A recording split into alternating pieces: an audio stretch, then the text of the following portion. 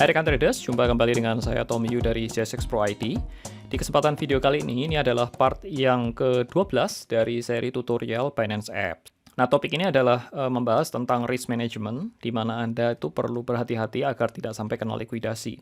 Dan juga menyangkut terkait erat dengan itu adalah fee-fee yang ada, jadi biaya-biaya apa saja yang ada yang perlu Anda perhatikan ketika trading di Binance Future. Bagi Anda yang baru pertama kali datang, jangan lupa untuk subscribe dan juga aktifkan bell di sebelah kanannya. Dan bila Anda yang belum memiliki akun, Anda dapat membuka akun Binance melalui link di sini, di layar ini, dan juga Anda dapat visit juga melalui link di deskripsi. Tersedia cashback 10% bagi Anda yang membuka melalui link tersebut. Ada dua topik yang akan saya bahas di sini. Yang pertama adalah mengenai fee.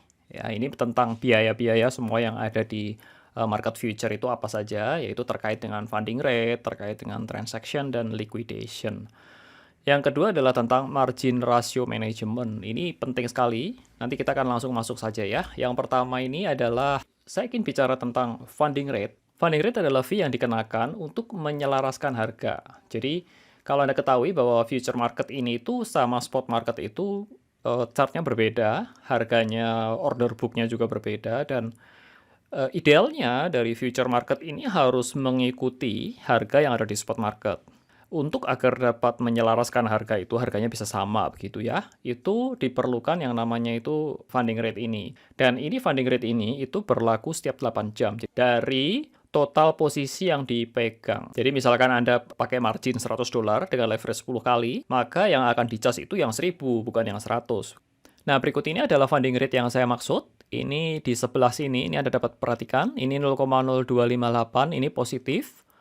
Dan masing-masing berbeda ya, misalkan BTC USDT, itu funding rate-nya berbeda 0,01. Dan ini countdown, ini akan dicas setiap 8 jam. Yaitu dalam hal ini tuh 5 jam, 58 menit lagi akan dicas besar ini. Berikutnya adalah yang kita sebut sebagai transaction fee. Jadi setiap kali Anda melakukan transaksi, itu akan ada dua fee yang berbeda, yaitu 0,02 ini untuk maker. Maker itu artinya Anda memasukkan orderan Anda itu ke dalam order book. Itu disebut sebagai maker. Sedangkan yang kedua, itu adalah taker. Itu ketika Anda ngambil dari order book, itu disebut sebagai taker. Dan yang taker ini akan lebih mahal, karena dari sisi Binance sendiri itu ingin yang namanya likuiditasnya terjaga, sehingga mereka lebih menginginkan orang itu untuk mereka tuh memasukkan ke order book begitu. Ini bisa dapat diskon lebih lagi dengan ketika kalau kita membayar dengan BNB itu dapat diskon 10%. Berikutnya adalah liquidation fee. Nah, liquidation fee ini akan dikenakan ketika Anda kena likuidasi. Jadi pastikan saudara, ini kalau Anda punya posisi itu jangan sampai kena likuidasi, karena akan kena fee-nya ini gede ya. Ini besar saudara. Jadi hati-hati. Jangan sampai kena likuidasi. Lebih baik Anda exit posisi sendiri daripada harus kena likuidasi. Bagaimana mengurangi resiko untuk kena likuidasi? Ya, yang pertama ini saya sudah membahas lebih jauh, itu konsep tentang leverage dan margin itu di video part 9. Jadi, pastikan Anda itu cek di kolom deskripsi, di bagian deskripsi dari video ini, itu ada part 9. Kalau Anda masih nggak ngerti, Anda sebaiknya nonton dulu. Pastikan Anda ngerti benar-benar tentang margin dan leverage. Baru bisa mengerti akan konsep yang akan saya jelaskan berikut ini. Bagaimana caranya kita mengurangi margin ratio atau risk? Jadi kalau Anda ketahui bahwa margin ratio ini mencapai 100%, itu Anda akan kena yang namanya likuidasi. Dan ada beberapa cara, saudara, untuk mengurangi margin ratio. Saya bagi menjadi dua, yaitu yang pertama ini cross margin. Itu ada beberapa cara. Kalau Anda membuka posisi menggunakan cross margin itu, salah satu cara yang paling gampang adalah transfer US dollar ke wallet future. Jadi Anda tambahi free margin-nya. Oke, kemudian yang kedua adalah Anda bisa pinjem US dollar dengan kolateral. Ini saya akan jelaskan di video berikut ini. Saya berikan contoh seperti ini, saudara. Ini sekarang saya ada posisi, dan risk-nya, yang perlu Anda perhatikan adalah risk-nya ini 12,8%. Nah, bagaimana caranya? Yang pertama itu kita dapat transfer dari wallet, spot wallet kita ke future kita. Ya, caranya itu ya Anda masuk ke bagian wallet di sini, masuk ke wallet future, kemudian Anda lakukan transfer. Ya, transfer seperti biasa saja dari spot wallet ke dompetnya future USDT. Dan ketika Anda transfer itu nanti akan, kita balik ke sini, ini risk-nya akan berkurang. Ya, itu simple sekali. Kalau Anda masih punya dana di USDT di spot wallet. Ada cara lain ya, ini sama konsepnya tetapi kita menggunakan borrow. Jadi kita minjem dengan kolateral. Ini adalah yang metode kedua, yaitu Anda dapat masuk lagi ke wallet, Anda klik di sini nih, borrow atau repay. Oh ya, sebelumnya saya akan show dulu wallet saya, si spot itu isinya apa. Ini saya refresh terlebih dahulu. Di spot wallet saya itu isinya adalah Ethereum, ini sebesar $26, dan juga ada ini kecil ya, ini abaikan. Jadi intinya saya punya Ethereum senilai $26. Nah, Anda dapat meminjam dana itu dengan menggadaikan Ethereum. Jadi Anda masuk ke future, di wallet future ini Anda dapat borrow, itu jadi borrow amount-nya berapa, ini dalam USDT, itu kolateral ini jaminan lah istilahnya lah. Jadi misalkan Anda mau jaminkan Ethereum, pilih yang ini, nilainya berapa? Saya mau fullin $26 tadi. Ya, seperti ini sekian. Itu akan dihargai senilai $14. Ini pakai initial LTV. LTV itu loan to value sebesar 55%. Jadi dana saya yang $26 tadi itu hanya dihargai itu $14 saja USDT. Itu mirip seperti ini loh saudara, kalau Anda mau pinjam duit di bank, itu Anda pakai gadaikan sertifikat rumah. Ya, Anda jaminkan sertifikat rumah, misalkan rumah Anda senilai 500 juta, kan tentu bank nggak akan kasih Anda pinjam 500 juta, Anda hanya dikasih pinjam misalkan 80%-nya, cuma 400 juta. Nah, sama persis seperti ini. Jadi Anda gadaikan atau Anda jaminkan Ethereum Anda yang senilai $26 tadi, Anda dapat pinjaman itu hanya senilai $14. Jadi itu konsepnya sama persis seperti itu. Dan ada bunganya itu sebesar 0,24%. Jadi ini lumayan cukup besar. Jadi kalau Anda punya dana sendiri ya mendingan pakai dana sendiri, nggak usah pinjem-pinjem gitu ya. Ini saya berikan contoh saja bahwa Anda bisa lakukan hal ini, yaitu meminjam, borrow, dengan mengkolateralkan itu Ethereum. Kita tinggal klik confirm.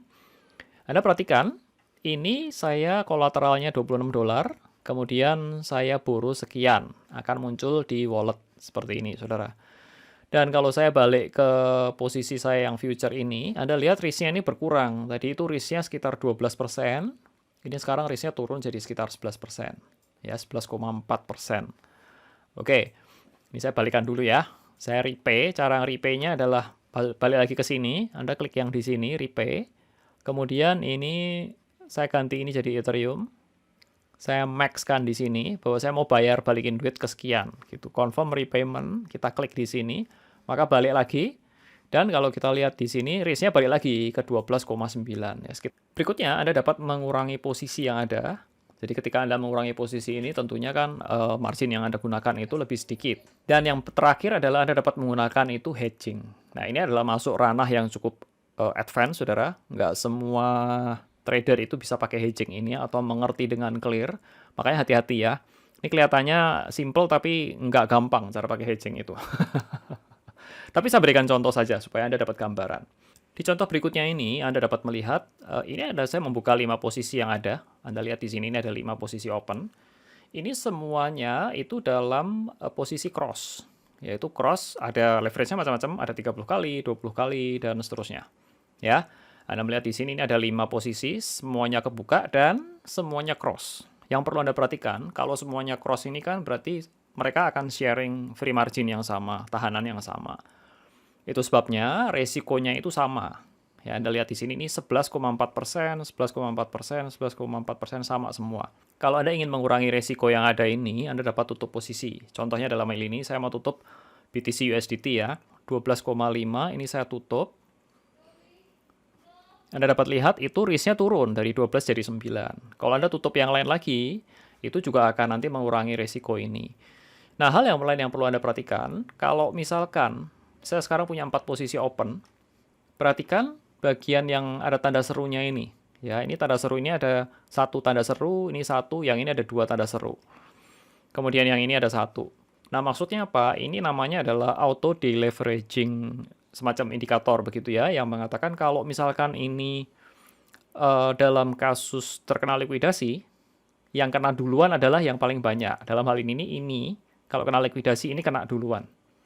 Ini ada satu contoh kasus lain, ya di dalam layar ini Anda melihat saya memiliki 2 buah posisi yang sedang open, yaitu ini adalah Ethereum USDT, Sama-sama Ethereum USDT tetapi dalam posisi yang satu buy, satunya sell. Dan sama-sama menggunakan size-nya sama 0,1 Ethereum, yang ini juga 0,1 Ethereum, dan Anda melihat bahwa keduanya ini berada dalam posisi hedging yang sempurna. Jumlahnya sama dan arahnya berlawanan. Anda melihat bahwa PNL-nya yang satu ini minus 1.300%, sedangkan yang satu ini plus 1.200%. Tetapi anehnya, walaupun keduanya ini sama-sama plus dan minus seperti ini risk-nya tetap terjaga dengan baik. Ya, risk-nya tetap kecil, saudara. Sehingga ketika Anda melakukan hedging sempurna ini, baik plus atau minusnya dari posisi yang ada secara overall, itu tidak akan bertambah atau tidak akan berkurang. Sehingga risk-nya ini, walaupun ada, ini nggak akan nambah atau berkurang secara signifikan. Kita lihat ke wallet, Anda lihat bahwa walaupun ini plus sekian ini, tetapi unrealized profit-nya ini cuman minus 1,19. Jadi ini nggak akan nambah, nggak akan berkurang sampai selamanya, ya kan segini-segini aja begitu. Yang berikutnya adalah isolated margin. Ini cuman satu, jadi mungkin cara-cara mengurangi posisi hedging ini tidak bisa digunakan, jadi caranya cuman menambah margin pada posisi yang ada. Itu saja. Ya, saya akan berikan contohnya sebagai berikut. Ya, Anda dapat lihat di sini bahwa risk saya 40%. Saya menggunakan isolated 100, leverage-nya 100 kali. Kalau Anda lihat di sini risk-nya saya kan cukup besar ya. Nah, margin yang saya gunakan adalah $34. Saya dapat tambah. Ini khusus yang isolated itu ada kita bisa nambah margin di sini. Kita klik di sini. Kita punya pilihan untuk add margin. Ini Anda bisa tambahkan. Available saya yang nggak dipakai, yang di wallet gitu ya, itu adalah 69. Sedangkan saya currently assign marginnya 34, yang sama dengan yang ini. Saya tinggal misalkan ya, saya tambah max saja di sini. Saya semuanya ini saya tambahkan. Kemudian saya confirm, Anda lihat risk-nya saya langsung turun. Jadi ini adalah salah satu caranya untuk mengurangi risiko, Anda dapat tambahkan margin. Risiko yang menurut rekomendasi saya itu aman, itu 0-20% ini masih relatif aman. Tetapi kalau sudah memasuki 20-50 ini medium, dan di atasnya itu tinggi, dan kalau di atas 80 ini Anda patut waspada, ini warning saudara. Jadi sudah mengintip, ini jangan sampai kena likuidasi begitu ya. Saran saya Anda tetap jaga di risiko risk-nya itu di level aman dengan cara-cara yang sudah saya sebutkan di atas ini. Kita sampai kepada penghujung dari seri tutorial Binance Apps dan ini adalah part yang terakhir. Dan saya berharap dari seluruh rangkaian tutorial video ini Anda dapat belajar, Anda dapat menggunakan sebaik-baiknya, Anda dapat profit tentunya dalam menggunakan aplikasi Binance Apps ini untuk trading di spot maupun di future market. Masih banyak fitur-fitur yang belum dibahas, saudara, tetapi saya rasa dua topik ini adalah yang paling penting yang perlu Anda ketahui untuk dapat trading secara profitable. Terima kasih saudara, kita jumpa lain waktu di seri tutorial yang lain. Dan tak lupa saya ucapkan salam sukses dan cuan selalu untuk Anda semua.